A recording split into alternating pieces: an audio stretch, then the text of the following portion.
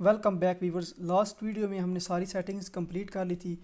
आज इस वीडियो में हम बाकायदा तौर पर राउटिंग की जो कोडिंग है उसको इम्प्लीमेंट करेंगे और समझेंगे कि हम कोडिंग को किस तरह से जो एंगुलर की राउटिंग है उसको हम किस तरह से कॉन्फ़िगर करते हैं अपने प्रोजेक्ट के अंदर। तो ये मेरे पास index.html की फ़ाइल ओपन है। सबसे पहले हम इसको में जो HTML का व्यू है उसको क्रिएट करते हैं। व्यू में सबसे पहले मैं एक हेडिंग H1 क्रिएट करता हूँ। उसमें लिखूँगा मैं सिंपल राउटिंग एग्जांपल।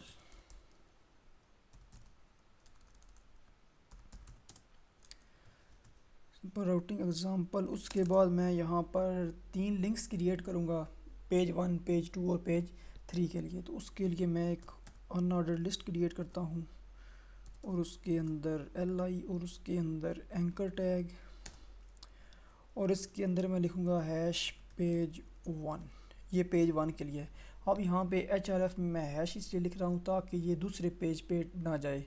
हैश इस चीज़ को रिस्ट्रिक्ट करता है कि ये जो URL है ये दूसरे पेज पे रीडायरेक्ट ना करे। तो इसमें मैं लिख दूँगा पेज 1। अब इसी को करते हैं कॉपी। ये हो जाएगा पेज 2 के लिए और ये पेज 3 के लिए और यहाँ पर पेज 2 और यहाँ पर पेज 3। ये लिंक्स हमारे क्रिएट हो गए हैं 3।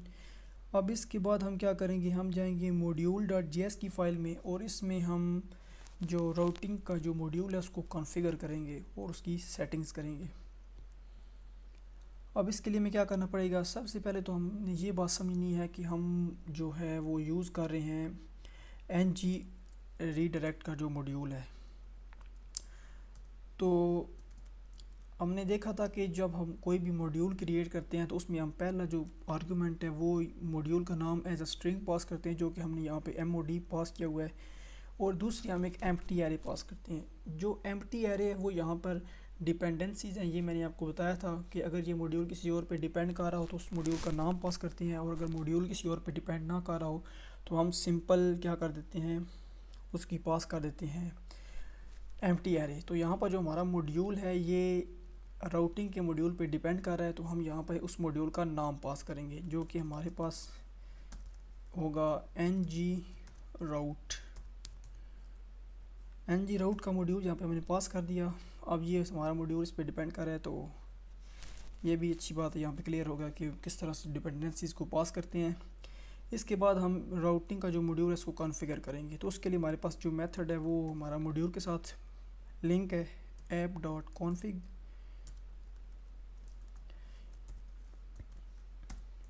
अब ये जो मॉड्यूल है, ये जो फंक्शन है कॉन्फ़िग का, इसमें हम बेसिकली एक एरे पास करते हैं। और इस एरे में सबसे पहले हम क्या पास करेंगे, एज अ स्ट्रिंग पास करेंगे एक की सर्विस राउट प्रोवाइडर, और दूसरा हम एक एनोनिमस फंक्शन पास करेंगे और उसके अंदर भी हम इस सर्विस को एज अ आर्गुमेंट पास करेंगे राउट प्रोवाइडर को।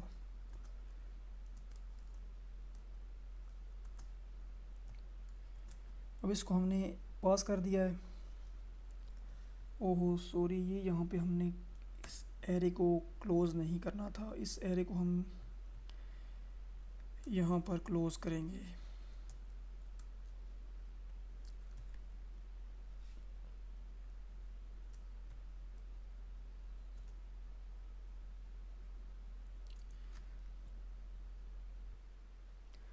सॉरी, मैं इसकी जो सिंटैक्स था उसमें थोड़ी सी कंफ्यूज हो गया था। इसमें ये है कि सबसे पहले हमने यहाँ पे app.config जो मेथड है इसमें एक एरे पास करनी है, और उस एरे के अंदर पहला आर्गुमेंट राउट प्रोवाइडर की सर्विस होगी और दूसरा जो आर्गुमेंट है वो हमारे पास होगा एक एनोनिमस फंक्शन, और जिसको हम उसमें एज अ आर्गुमेंट क्या पास करेंगे, राउट प्रोवाइडर की जो सर्विस है। अब इसके बाद हमने क्या करना है जनाब, इसके बाद हम राउट प्रोवाइड को यहाँ पे कॉन्फ़िगर करेंगे। इसके साथ हम जो डिफरेंट मेथड्स को कॉल करते हैं, सबसे पहले आप इस तरह करते हैं कि मैं इसकी कोडिंग लिखता हूँ, उसके बाद आपको एट द एंड उसका जो कोड है वो समझा दूँगा। तो जो मेथड हम कॉल करेंगे वो है व्हेन। इसमें पास करता हूँ पेज 1।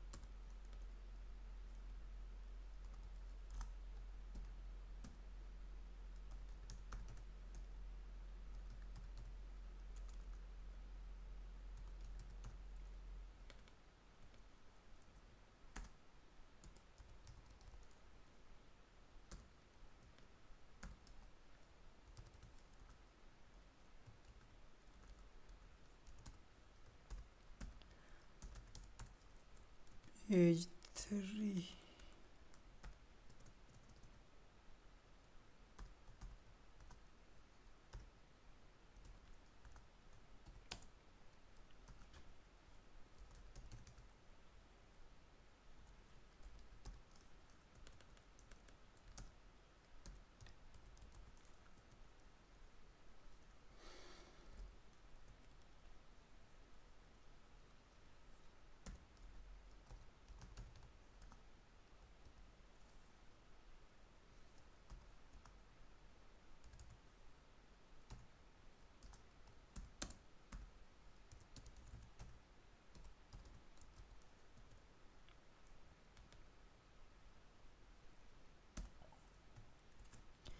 तो ये हमने कोड कंप्लीट कर लिया है, हमने जो राउटिंग का मॉड्यूल है उसको कॉन्फ़िगर कर लिया है। अब मैं आपको इसका सारा जो कोड है वो समझाता हूँ कि ये क्या चीज़ है और किस तरह से ये वर्क करेगा और इसमें क्या चक्कर है। तो सबसे पहले हमने जो राउटिंग का मॉड्यूल है उसको कॉन्फ़िगर करना होता है, तो हमने एक फ़ंक्शन कॉल किया app.config। कॉन्फ़िग फंक्शन में हम एक एरे पास करते हैं। उस एरे का जो फर्स्ट आर्ग्यूमेंट होता है वो हमारे पास होता है ng राउट प्रोवाइडर, जो कि डॉलर राउट प्रोवाइडर, जो कि राउट प्रोवाइडर की सर्विस है।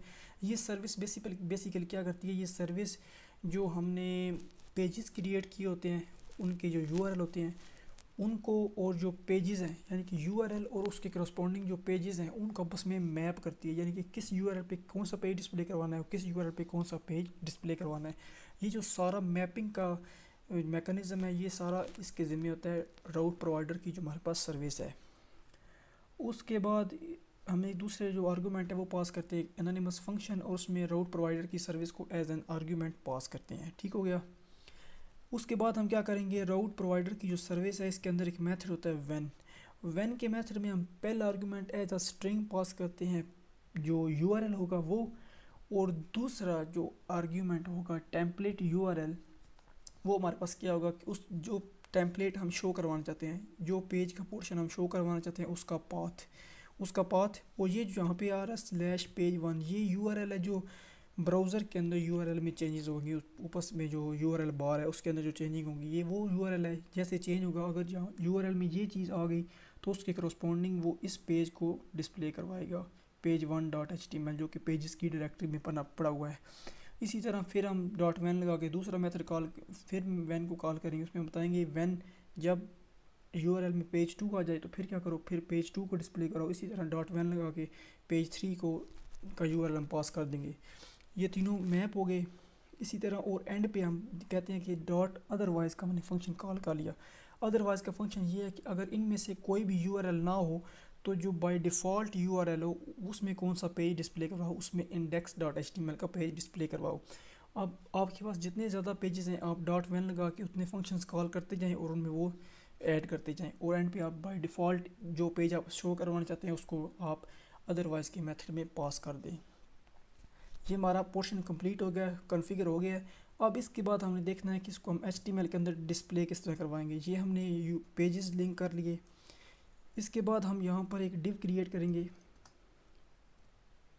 ये डिव हमारा क्रिएट हो गया। अब इस डिव के अंदर हमने क्या करना है कि हम यहाँ पर जो क्लास है उस क्लास को हम रख देंगे ngView।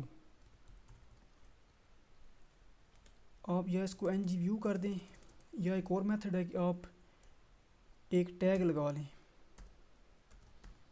और उस टैग में आप लिख दें ngView, और इस टैग को फिर क्लोज़ कर दें। ngView लिख के जिस तरह से HTML के अंदर हम टैग करते हैं क्लोज़, एक तरीका ये होगा। और दूसरा मेथड ये है कि तीसरा मेथड, बल्कि पहला तो है कि डिव के अंदर क्लास लगा दें ngView, दूसरी ये है कि आप डिव बनाएं और उसके अंदर ऐसे ही आप इस तरह लिख दें ngView। अब बेसिकली जो ngView का जो डायरेक्टिव है ये क्या करता है, ये बेसिकली डायरेक्टिव इस तरह से करता है कि ये प्लेस होल्डर होगा, ये एक प्लेस होल्डर होगा, इसकी जगह पे वो डिफरेंट पेजेस शो होंगे। यानी कि हमारे पास ये प्लेस होल्डर है, जब भी लिंक चेंज होंगे तो जो कंटेंट हमने डिस्प्ले करवाना है वो इस डिव की जगह पे डिस्प्ले होगा HTML डॉम के अंदर, यहाँ पर वो पार्स होगा। तो मैं यहाँ पर एक को कट कर देता हूँ, इसको ही रखता हूँ। ये जो हमारे पास है डिव क्लास ngView, तो इसकी ये हमारे पास प्लेस होल्डर क्रिएट हो गया। अब हम इसको करते हैं ब्राउज़र के अंदर ओपन और इसको चेक करते हैं। मैं पेज 1 पे क्लिक किया तो आप देख सकते हैं कि यूआरएल में आ गया हमारे पास लोकल होस्ट ANG और पेज 1। तो ये हमारे पास पेज 1 ओपन है। अगर मैं पेज 3 पे क्लिक करूँ तो यूआरएल में पेज 3 आ गया है और यहाँ पर पेज 3 ओपन हो रहा है। इस तरह पेज 2 और पेज 1 जिस पे क्लिक करेंगे वो ओपन हो रहा है। अभी हम ये कि फ़िलहाल हम यहाँ पर एक सिंपल जो हमारे पास टेम्पलेट्स हैं उनमें हमने हेडिंग रखी हुई है, हम हेडिंग लिख रहे हैं तो वो हेडिंग चेंज हो रही है।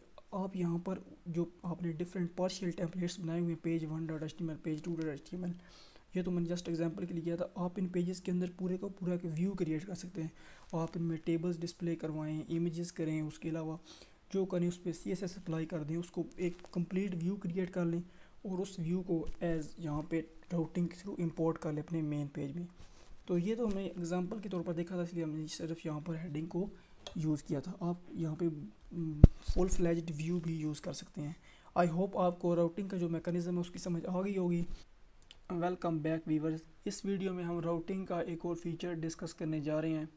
वो फीचर ये है कि AngularJS के अंदर जो राउटिंग का मैकेनिज़्म है वो आपको ये फैसिलिटी प्रोवाइड करता है कि आप हर एक टेम्पलेट के साथ एक इंडिविजुअल कंट्रोलर को लिंक कर सकते हैं। यानी कि हमारे पास जो टेम्पलेट थे वो कौन कौन से थे, page 1.html, page 2.html, page 3.html। आप ये कर सकते हैं कि आप हर एक पेज के साथ एक अलग से कंट्रोलर बाइंड कर सकते हैं। पेज 1 के साथ अलग से कंट्रोलर बाइंड कर लें, पेज 2 के साथ दूसरा कंट्रोलर बाइंड कर लें और पेज 3 के साथ तीसरा कंट्रोलर बाइंड कर लें। तो इस वीडियो में हम कंट्रोलर्स को क्रिएट करेंगे और उनको बाइंड करेंगे। तो सबसे पहले मैं यहाँ पर कंट्रोलर क्रिएट करता हूँ, ऐप डॉट कंट्रोलर का मेथड, और इसके अंदर फर्स्ट जो आर्गूमेंट है वो ऐसा होगा स्ट्रिंग कंट्रोलर का नेम। तो मैं रखता हूँ फ़िलहाल पेज 1 अंडरस्कोर कंट्रोलर की शॉर्ट फॉर्म लिख ली मैंने CONT, और उसके बाद एनोनिमस फंक्शन। ये तो आपको पता है किस तरह से हम कंट्रोलर क्रिएट करते हैं। उसके बाद सेमीकोलन। अब इसी को मैं यहाँ से करता हूँ कॉपी पेस्ट और यहाँ पे पेज 2 और ये पेज 3। ये मैं फ़िलहाल कंट्रोलर एग्जांपल के तौर पर क्रिएट कर रहा हूँ, उसमें मैं कोडिंग नहीं करूँगा। अब इनको लिंक करना है हमने अपने टेम्पलेट के साथ। तो यहाँ पे ये टेम्पलेट URL है, ये फर्स्ट पेज का है URL जो कि है पेजेस, और उसके अंदर है page.html। तो यहाँ पर आपने कॉमा लगाना है, उसके बाद लिखना है कंट्रोलर और सेमीकोलन, और उसके बाद एज अ स्ट्रिंग आप कंट्रोलर का नाम पास कर दें जो कि हमारे पास इसका है, जो कंट्रोलर है पेज 1 अंडरस्कोर CONT कंट्रोलर। ठीक हो गया। ये पेज 1 का हमने इसके साथ कंट्रोलर लिंक कर दिया। इसी को मैं यहाँ से कॉपी करता हूँ और ये और इसके साथ पेज 2 वाला कंट्रोलर लिंक करूँगा और इसके साथ पेज 3 वाला कंट्रोलर लिंक करूँगा। क्योंकि अभी तो हम देख रहे हैं कि सिंपल हमारे पास एग्जांपल है, हमने एक हेडिंग डिस्प्ले करवाई है। जो रियल लाइफ एप्लीकेशन होती है उनमें ये होता है कि हर टेम्पलेट के अंदर आपको कुछ ना कुछ बिजनेस लॉजिक इम्प्लीमेंट करनी पड़ती है। तो वो बिजनेस लॉजिक आप उस पेज के कंट्रोलर में इम्प्लीमेंट कर सकते हैं। तो ये बहुत ही मज़े का फीचर है, इसको यूज़ करना चाहिए। आई होप आपको इसकी समझ आ गई होगी। मिलते हैं नेक्स्ट वीडियो में, तब तक के लिए अल्लाह हाफिज़।